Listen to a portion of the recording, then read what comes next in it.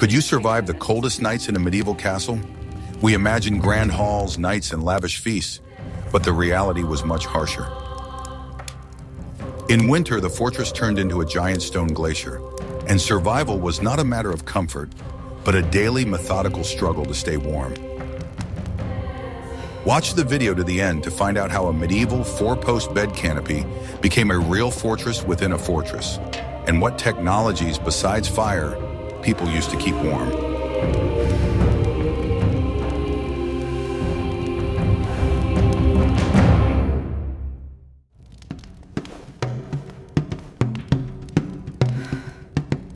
What if I told you that everything you believed about life in a castle is not true?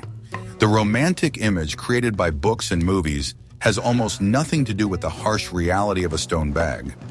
We see a fire in the fireplace and think of comfort, but we forget about physics. The stone used to build castles has enormous heat capacity. This means that it does not retain heat, but actively absorbs it, acting like a giant radiator. But in reverse, walls 2 or 3 meters thick, designed to protect against siege engines, became the main enemies of their inhabitants in winter. They literally drew heat from the air, from furniture, and from people themselves. To heat such a huge stone structure would require power comparable to that of a modern industrial boiler room. Medieval heating technologies based on open fire were completely inadequate for this task. The heat from the fireplace or central hearth rose upward along with the smoke, or was immediately absorbed by the cold walls. As a result, the air temperature in the Great Hall rarely rose more than a few degrees above the outside temperature. People did not live in a heated space, but rather in heat zones localized near the fire itself. The architecture of castles was dictated by war, not comfort. Narrow arrow-slit windows were designed for shooting, not for lighting, and certainly not for retaining heat. They were constant sources of drafts that swept through the huge halls. Massive stone floors, often covered with only a thin layer of straw or reeds, added to the discomfort. They were icy to the touch, and it was impossible to walk on them without thick shoes. The concept of comfort, in our modern sense, simply did not exist for most of the castle's inhabitants. The sheer scale of the buildings exacerbated the problem. The high ceilings necessary to allow smoke from the hearth to accumulate at the top without poisoning people created a huge volume of air that needed to be heated. The warm air immediately rose to the roof beams, while the floor, where people were, remained covered with a layer of ice. This temperature stratification was a constant problem. The inhabitants of the castle literally lived with cold feet and hot heads, if they were lucky enough to sit close enough to the fire. Social stratification was also evident in access to heat. The lord and his family could afford more private, smaller rooms that were easier to heat. They had the best fireplaces and the most expensive insulation, such as tapestries and carpets. However, even they experienced discomfort that would seem extreme to us today. For servants, soldiers, and other inhabitants of the castle, winter was a real test of endurance.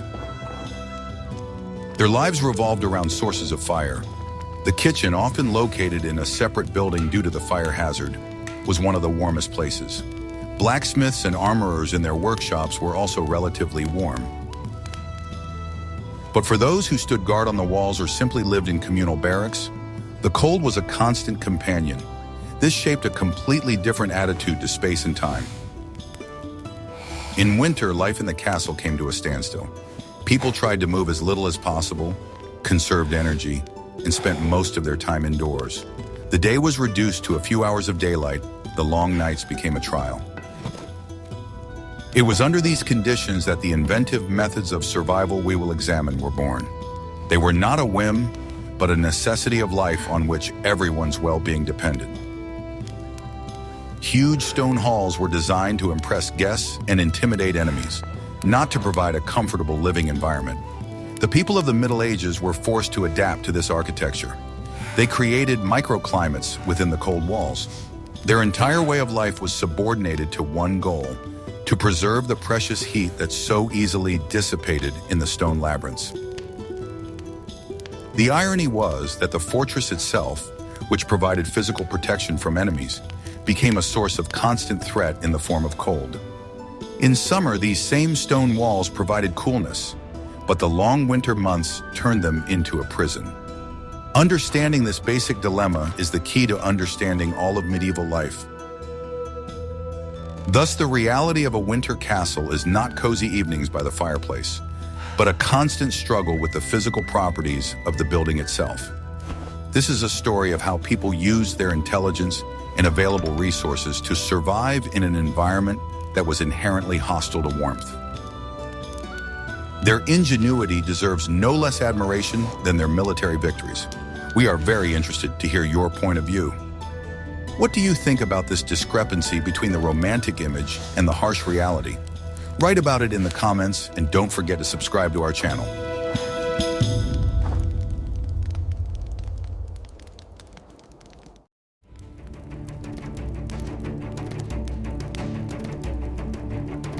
Are you ready to learn the truth about the place where, as we imagine, there was always merriment? The Great Hall was the center of social life in the castle, but heating it was a real engineering puzzle. In the early Middle Ages, the main source of heat was a central hearth. Simply put, a fire lit right in the middle of the hall on the stone floor. It was the simplest, but also the most inefficient solution. All the heat from such a hearth rose vertically upwards. To prevent the hall from filling with smoke, a special opening, called a lantern, was made in the roof above the hearth. Most of the smoke escaped through it, but with it went almost all the precious heat. People sitting around the fire could only warm one side of their bodies while their backs remained cold. This created constant discomfort. Moreover, the smoke did not escape completely. Depending on the direction of the wind, some of it could return to the hall, filling the room with acrid fumes. The walls and beams were covered with a thick layer of soot. This was the inevitable price to pay for warmth. People living in such conditions had to put up with the constant smell of burning and irritation to their eyes. Later, wall-mounted fireplaces appeared, which we associate with castles. They were a real revolution, as they allowed smoke to be vented through a pipe in the wall. This made the air in the hall much cleaner. However, in terms of heating efficiency, the fireplace was hardly better than a central hearth. It created a powerful draft that, like a vacuum cleaner, sucked warm air out of the room and threw it out into the street. The efficiency of a medieval fireplace was negligible. It provided pleasant, radiant heat within a radius of only a couple of meters. It was hot to sit by the fire, but as soon as you took a few steps away, you were back in the freezing cold. To compensate for this in some way, fireplaces were made huge, capable of holding whole logs. But this only increased fuel consumption without solving the problem fundamentally. To direct at least some of the heat into the room rather than up the chimney, massive metal plates were installed behind the fire. These plates heated up and began to radiate heat into the hall. This was a useful addition, but it did not change the overall picture. Most of the energy contained in the wood literally went up the chimney. The floors in the Great Hall also did not help to retain heat. They were covered with straw or dry grasses, such as reeds. This created at least some barrier between the icy stone and the feet, but it was far from ideal. This layer quickly became dirty, food debris accumulated in it, and it had to be changed periodically. But in the context of the cold, it was better than bare stone. Drafts were another scourge of the Great Hall. Huge entrance doors, arrow-slit windows, and numerous passageways created a constant movement of cold air. To reduce this effect, heavy curtains were hung at the entrances. But in a large and lively space where doors were constantly opening and closing, it was impossible to avoid drafts. People instinctively sought out the warmest places. The seat at the Lord's table, closest to the fireplace and protected from drafts by special wooden screens, was the most privileged. Guests and family members were seated according to seniority, and the further away from the fire a person sat, the lower their status and the colder they felt. The entire social life of the hall was built around this inefficient source of heat. This is where they ate, where the servants slept, and where guests were received. The fire was not just a source of light and heat, it was the center of their small universe. The struggle for a place closer to the fire was an unspoken but important part of castle life. How effective do you think a medieval fireplace was? But even this imperfect fire was a luxury compared to what awaited people in other parts of the castle. Want to know the secret that allowed the Lord to live in relative warmth while everyone else froze? In the next chapter, we'll reveal the secrets of the warmest room in the castle.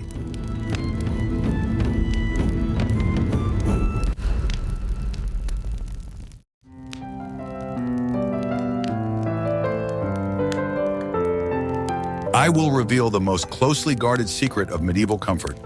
While the Great Hall was the public and cold center of the castle, the Lord and his family had a private room known as the solar. It was their refuge from the cold, and its design was much better thought out. Usually the solarium was located on the top floor, often directly above the Great Hall. This location was strategic, as the heat from the fireplace below warmed the floor of the solarium, at least a little. But the main secret of the solarium's warmth was not the fireplace, although it was certainly there, and often smaller, and therefore more efficient. The secret was in the walls. The stone walls of the solarium were hidden behind 2 layers of insulation, which was innovative for its time. The first and most important layer was wooden panels, or cladding. Wood has much lower thermal conductivity than stone. It does not draw heat from the room at the same rate. Touching a wooden panel was incomparably more pleasant than touching ice-cold stone. This paneling created an important barrier, immediately raising the perceived temperature in the room. Wood also helped combat the dampness that stone walls inevitably exuded. This made the atmosphere in the solarium not only warmer, but also drier, which was critical for health and property preservation. The second and most famous layer of insulation was tapestries. We are accustomed to thinking of them as works of art, and they certainly were. But their primary function in a medieval castle was purely utilitarian. They were insulation. Tapestries were woven from wool, the warmest material available. Their impressive size and density made them an ideal barrier against the cold. The secret to the effectiveness of tapestries lay not only in the wool itself, but also in how they were hung. They were never attached directly to the wall. Tapestries hung on special frames or beams that were several centimeters away from the masonry. This created an air gap. This immovable layer of air between the cold wall and the tapestry was an incredibly effective insulator, working on the same principle as modern double glazing. This air gap prevented the cold from the stone from penetrating the room and prevented the warm air from the fireplace from cooling instantly on contact with the wall. A person in a room surrounded by wooden panels and heavy wool tapestries felt incomparably more comfortable. The radiant heat from the fireplace was reflected by the fabrics rather than absorbed by the stone, creating a cozy microclimate. Tapestries were incredibly expensive. Their cost could exceed the cost of the castle itself. This was due to the complexity of their manufacture and the expensive dyes used. Only the wealthiest lords could afford to decorate and insulate their chambers in this way. The presence of tapestries was not only a sign of wealth, but also a direct indicator of the level of comfort in the house. In addition to the walls, great attention was paid to the floor. In the solar, the stone floor was almost always covered with thick carpets. They were brought from the east and cost a fortune. Like tapestries, carpets served a dual purpose. They demonstrated the status of the owner and served as an important barrier against the icy stone. Walking on a soft wool carpet was much warmer than walking on bare tiles. The windows in the solar were also a luxury item. Here, glazing could already be found. Although medieval glass was uneven and let in drafts, it was incomparably better than simple wooden shutters. In addition to glass, the window openings were draped with heavy wool or velvet curtains that blocked the remaining cold air currents. Thus, the solar was a true technological marvel of its time. It was a cocoon-like room where wood, wool, and air pockets created a protective barrier against the hostile stone reality of the castle. It was a place where a lord could take off some of his heavy clothing and feel relatively comfortable. This room was the pinnacle of medieval ideas about luxury and warmth. This multi-layered insulation system, wood, air, wool, was an ingenious solution found empirically. It showed how well medieval people understood the properties of different materials. They couldn't change the physics of stone walls, but they learned to insulate themselves from them, creating comfort within an uncomfortable space. If you enjoyed this story about medieval survival technologies, please like this video and subscribe to our channel so you don't miss new episodes about how people survived in the past.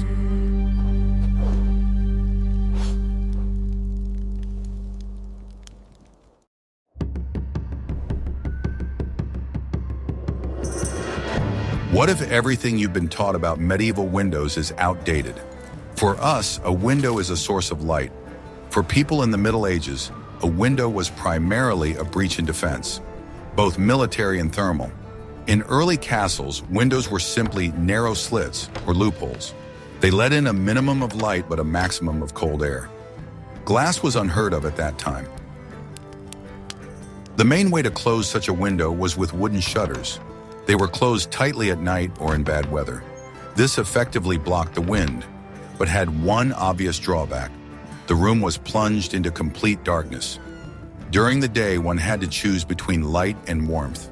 Most often, the shutters were kept open on the leeward side of the castle and closed on the side where the icy wind blew. Later, a more technological solution appeared that allowed light to pass through but blocked the wind. These were called fenestralia. They were made from thinly scraped and oiled plates of horn. The horn became translucent and could let in some dim daylight. It was better than nothing, but such windows were cloudy and very expensive. In the later Middle Ages, glass began to appear in the castles of the wealthiest lords. But it was not the glass we are used to. It was uneven, cloudy, and full of bubbles. The technology did not allow for the production of large sheets. Therefore, windows consisted of many small glass rhombuses or circles, fastened together with lead bridges. This design was far from airtight. Drafts freely penetrated through hundreds of gaps between the lead and glass. The glass itself, being thin, was a very poor insulator. It instantly cooled to the outside temperature and drew cold air. Nevertheless, it was a revolution, as the room remained bright and was protected from direct wind. But neither shutters nor horns, nor even early glass were the main means of combating drafts. This function was performed by fabrics. Window openings were always draped with heavy, thick curtains. They were sewn from thick wool or velvet and often lined for extra thickness. These curtains were not decoration, but a vital tool. At night, the curtains were drawn tightly, creating another layer of insulation. They caught the cold air that seeped through the imperfect frames and prevented it from penetrating deep into the room. Often, the curtains were made very long so that they lay on the floor, blocking the flow of cold air that flowed from the icy glass. The same applied to doors. Doorways had large locks, and the doors themselves were massive, wooden, and never closed tightly. The gaps under the door and around the jamb were a constant source of icy drafts. Therefore, a portière, a heavy curtain made of the same thick fabric, was hung over every important door. This curtain blocked the cold air from the corridors and stairwells. To enter a room, one first had to move this heavy fabric barrier aside. This created a kind of thermal vestibule that prevented the warm air in the room from escaping instantly when the door was open. The fight against drafts was constant. People instinctively looked for a place in the room that was protected from air currents. For example, the high backs of chairs and armchairs were not only for beauty. They protected the back of the seated person from the drafts that swept across the floor. The entire design of medieval furniture was subordinated to this task. Have you ever wondered why the backs of antique armchairs are so high? In the next chapter, we will learn what it cost to provide the castle with fuel for all these fireplaces and hearths.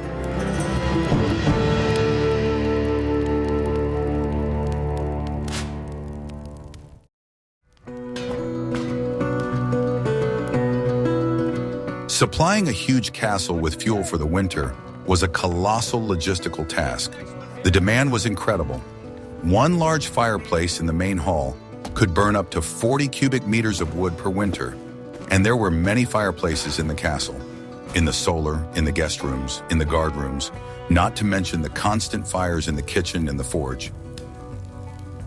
The main fuel, of course, was wood. The demand for it was so great that the forests around the castles were often completely cleared. The right to collect wood in the Lord's forest was a valuable privilege known as a stover. Peasants living on the Lord's land often had the right to collect fallen trees, but cutting down living trees without permission was strictly forbidden. Special teams of woodcutters were responsible for gathering firewood for the castle's needs. This hard work was carried out throughout the summer and autumn. Trees were felled, sawn into logs, and delivered to the castle. Transportation was a separate problem. The wood was transported on ox-drawn carts, which was slow and labor-intensive. If there was a river nearby, the logs could be floated down it, which was much more efficient. The delivered firewood could not be used immediately. Freshly cut, or green, wood contains a lot of moisture. When burned, it produces little heat and a lot of smoke. Therefore, the firewood had to be aged or seasoned. It was stacked in huge piles in the castle courtyard and left to dry under awnings for at least a year. Proper management of fuel supplies was key to survival in winter. The castle always had to have at least a year's supply of seasoned firewood. Responsibility for this lay with the castellan or a special servant. A shortage of firewood in the middle of winter would be a disaster, equivalent to a siege. Not all wood was equally good. Hardwoods such as oak or beech were valued above all else. They burned slowly, evenly, and gave off a lot of heat. Soft woods, such as pine or spruce, burned quickly, produced less heat, and sparked a lot, creating a fire hazard. They were mainly used for kindling or in the kitchen, where a quick and strong fire was needed. In regions where forests were scarce, peat was actively used as fuel. It was cut into briquettes in swamps and dried throughout the summer. Peat produced less heat than good firewood, but it burned long and evenly. It also had a characteristic smell, which must have permeated the castle. Coal, both wood and coal, was also used, but mainly in smithies. Charcoal produced the very high temperatures needed to work with metal. Coal was known, but its use in residential areas was limited due to its strong sulfur smell and acrid smoke. It was only in the late Middle Ages that it began to be used more widely for heating. Fuel consumption was simply unimaginable by our standards. The entire ecosystem around the castle was subordinated to this need. Huge areas of forest were managed specifically for the production of firewood. It was a renewable resource, but one that required careful planning. A miscalculation or a poor harvest could jeopardize the entire community. Lower-ranking servants were responsible for delivering firewood from the woodpile to the fireplaces. It was endless, hard work. From morning to night, they carried armfuls of firewood up icy stairs and through corridors. Keeping the fire going was a round-the-clock job. The fire could not be allowed to go out, especially at night, as it was not easy to rekindle it with flint and steel.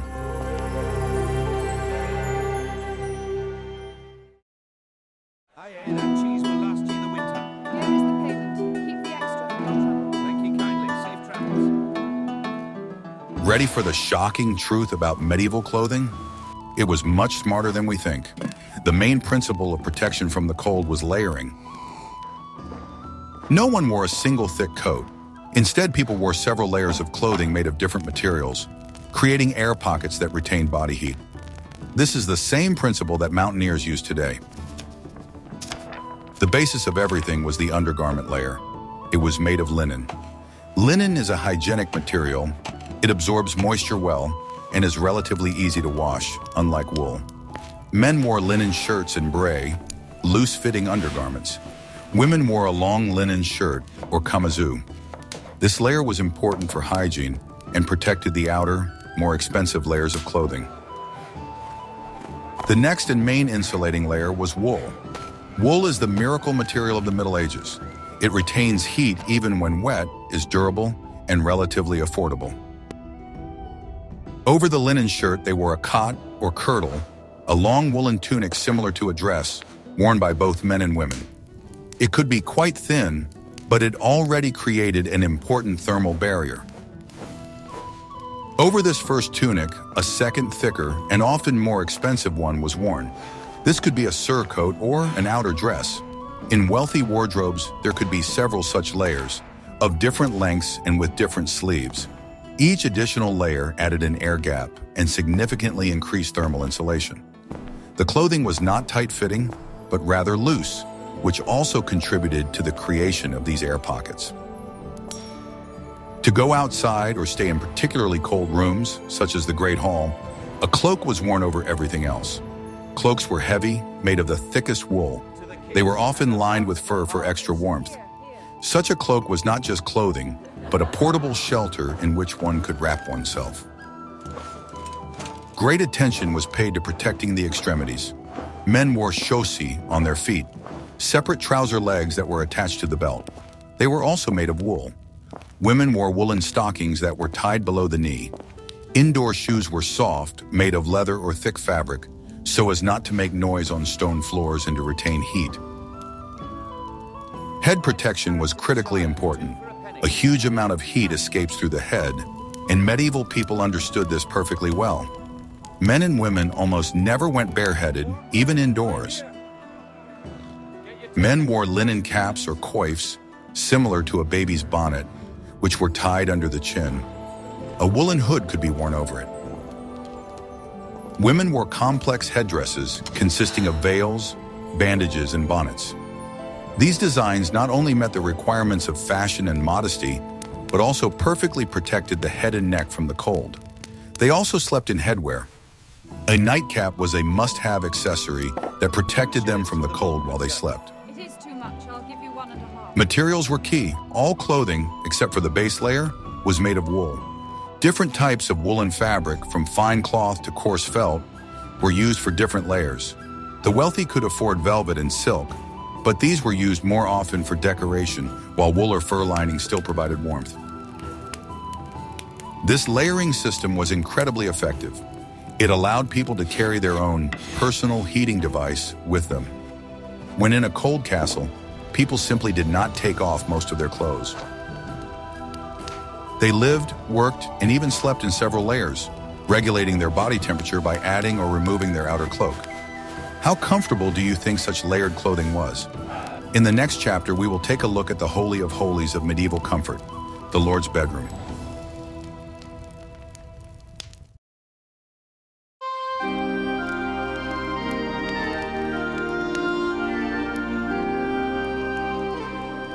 The medieval Lord's bed had nothing in common with modern furniture. It was not just a place to sleep, but a complex architectural structure, a veritable room within a room, designed specifically to retain heat. The most famous element of this structure was the frame with 4 posts at the corners. These posts were not decorative, but structural. The posts supported a wooden roof, or canopy. This roof served a vital function. It protected sleepers from cold drafts that could descend from the high ceiling and from condensation that could drip from the cold beams. It was the first barrier that created an enclosed, protected space. The main element, however, was heavy, thick curtains. They were sewn from the most expensive fabric that a lord could afford, usually velvet or thick wool, often lined with fur. These curtains hung from cornices on all 4 sides of the bed. At night, they were drawn tightly, completely isolating the sleepers from the rest of the cold room. Inside this fabric cocoon, the air quickly warmed up from people's breath. The temperature inside could be several degrees higher than in the room. It was a real fortress of warmth. The volume of air inside was small, and it was easy to heat and keep warm throughout the night. The bed itself was also designed for maximum comfort. The base was not solid, but consisted of tightly stretched ropes. This mesh of ropes created a springy effect, making sleep more comfortable. This was important because mattresses at that time were not as resilient as modern ones. A mattress was placed on the rope base. For wealthy people, it was stuffed with down or feathers, which made it incredibly soft and warm. Down and feathers are excellent at trapping air, creating an excellent insulating layer underneath. For people with more modest means, mattresses were stuffed with straw or wool, which was harder but still warmer than sleeping on bare wood. Bedding was multi-layered. A linen sheet was spread on the mattress. Linen was pleasant to the body and hygienic. Several layers of blankets were placed on top of the sheet. All blankets were woolen. Wool, as we already know, was the best insulator of the time. The colder the night, the more layers of blankets were used. The top layer was often an expensive fur-lined blanket. Fur was the ideal material for retaining heat. Such a blanket was not only incredibly warm, but also served as a demonstration of the owner's status and wealth. Crawling under such a heavy, warm fur blanket on a cold night was a real luxury. The bed was high. It often had to be climbed onto with the help of a special stool. This was not only for impressiveness, it raised the sleeping person as far as possible from the icy stone floor, where the coldest air accumulated and drafts blew. This whole complex structure, the frame, roof, curtains, down mattress, and multi-layered blankets, transformed sleep from an ordeal into a relatively comfortable process. It was a personal refuge that protected against the harsh reality of the castle. Interestingly, people often did not sleep alone in such beds. Sometimes a lord and lady would sleep with their personal servants for extra warmth.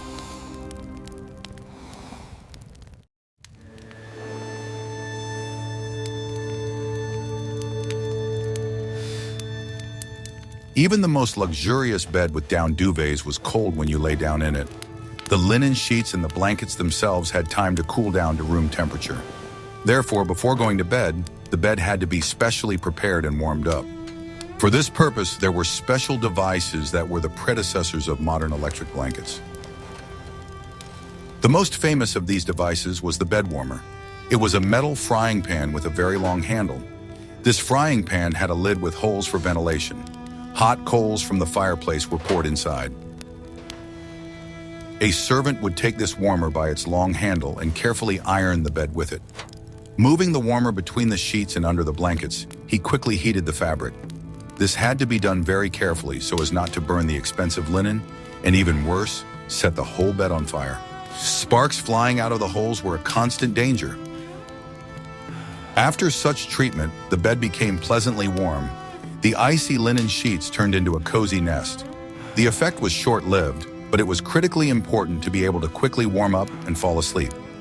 This was standard procedure in any wealthy home.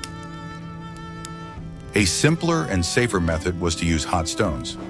Ordinary smooth stones or bricks were heated in the fireplace or on the kitchen stove. They were then wrapped in several layers of thick fabric to avoid burns and damage to the bedding. These hot water bottles were placed in the bed sometime before bedtime. Stones, with their high heat capacity, cooled very slowly. They gave off their heat to the bed for several hours. Often, such wrapped stones were placed at the feet to warm the part of the body most vulnerable to the cold. This method was available not only to lords, but also to the simpler inhabitants of the castle. There were also personal warmers. Noble ladies and gentlemen could use small hand warmers. These were small metal or ceramic boxes, often richly decorated. A smoldering piece of charcoal was placed inside. Such a warmer could be held in the hands, hidden in a muff, or even carried in a pocket. These hand warmers provided little heat, but in conditions of constant cold, even this small source was valuable. They were taken to the chapel for long prayers or kept close at hand while sitting in the cold Great Hall. It was a small, personal island of warmth. Ceramic vessels filled with hot water were also used, although less frequently. There was a high risk that the vessel would crack and flood the bed. However, this method provided a gentler and safer heat than hot coals. These devices were the ancestors of modern rubber hot water bottles. All these technologies were aimed at one thing: local and temporary heating. Medieval people understood that they could not heat the entire castle. Therefore, they heated themselves, their clothes, and their beds. They created small, warm areas in a large, cold world. This ingenuity shows how pragmatic their thinking was. They used basic physical principles: the heat capacity of stone, the insulating properties of fabric to solve pressing problems. Each of these simple warmers was a small victory over the pervasive cold.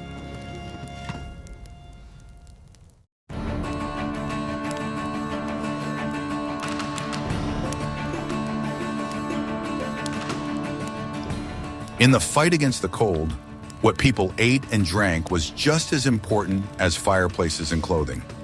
In winter, the diet changed completely, serving the main purpose of providing the body with as much fuel as possible for internal heating. The winter diet was high in calories, fat, and heat. The basis of the diet was not fresh vegetables and fruits, but what could be preserved from summer and autumn. These were salted and smoked meat, dried fish, cheeses, beans, and grains. Meat, especially pork, was valued for its high fat content.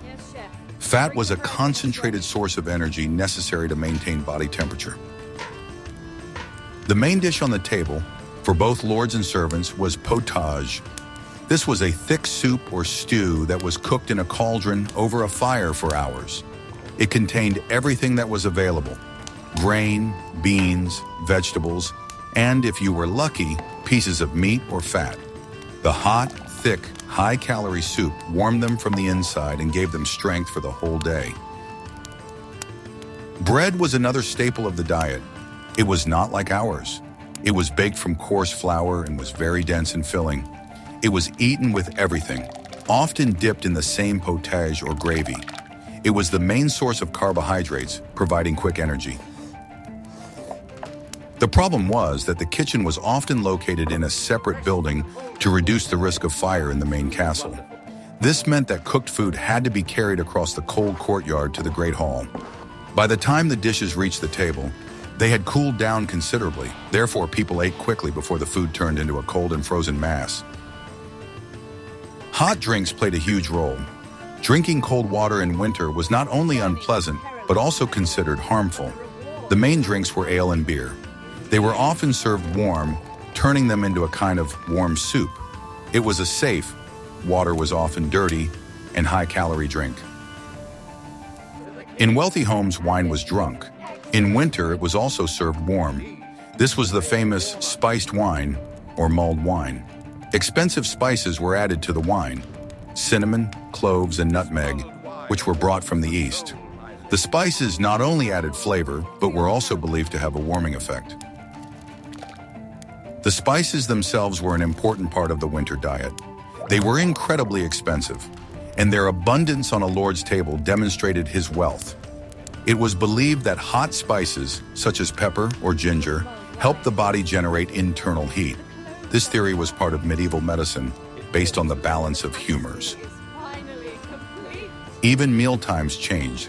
The main heaviest and hottest meal, lunch, was eaten around noon while it was still light out.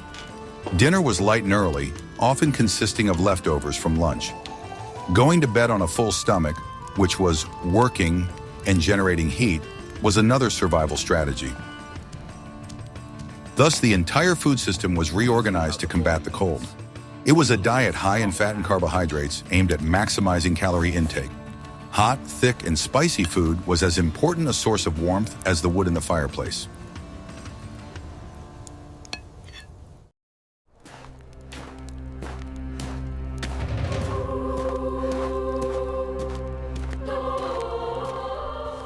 We have looked in detail at how the Lord and his family protected themselves from the cold. But the castle was inhabited by dozens, if not hundreds, of other people: servants, soldiers, craftsmen. Their conditions were incomparably harsher. The principle of layering clothing was available to them, but the quality of the materials was completely different. Instead of fine cloth, they wore coarse homespun wool. Sleeping arrangements were a major problem. Most servants did not have their own rooms. The warmest and most desirable place to sleep was the kitchen. The fire in the hearth there almost never went out. Servants who worked in the kitchen often slept right there on the floor or on benches, wrapped in their cloaks. It was uncomfortable and noisy, but warm. Another popular place was the Great Hall. After the Lord and his family retired to their chambers, the hall was transformed into a huge communal bedroom. Servants and soldiers who had no other accommodation spread their mattresses on the floor. The best places were, of course, right by the fireplace. There they lay close together, warming each other. These mattresses, or pallets, were simple sacks stuffed with straw. Straw was a good insulator, but it quickly became matted and had to be changed frequently. Blankets were made of coarse wool, if they existed at all. Often, a soldier's own cloak, the most valuable item in a commoner's wardrobe, served as a blanket. The garrison soldiers lived in barracks, which were often located in towers or along the castle walls. These were some of the coldest rooms. At best, they were heated by small fireplaces. The soldiers slept on wooden bunks, also using straw mattresses. The rooms were crowded, but this crowding had a positive side. People warmed the room with their breath and body heat. The lord and lady's personal servants were in a more privileged position. They often slept on a truckle bed. This was a low bed on wheels that was rolled under the master's large bed during the day. At night, the servant would roll it out and sleep in the same room as the lord, taking advantage of the residual heat from his fireplace and being able to respond quickly to his call. There was no privacy whatsoever. People slept together, huddled together, fully clothed. It was not a question of morality, but of survival. Collective warmth was the only way to survive a particularly cold night for those who did not have a four-poster bed with fur blankets. In the morning, the servants woke up long before dawn in complete darkness and cold. Their first task was to light the fireplaces that had gone out during the night. They had to bring in firewood, fan the smoldering coals, or strike a spark with flint. The castle woke up slowly, filling with smoke and the smell of burning wood. This daily struggle against the cold shaped them into tough and hardened people. They didn't see the cold as something extraordinary. It was a given, just like the changing of day and night. Their ingenuity and ability to adapt to harsh conditions command no less respect than the valor of knights on the battlefield. Life in a medieval castle in winter was a constant challenge. From the lord to the lowest servant, everyone fought for precious degrees of warmth. This struggle dictated the architecture, clothing, food, and the entire daily routine. It shows how far we, modern people, are from that reality.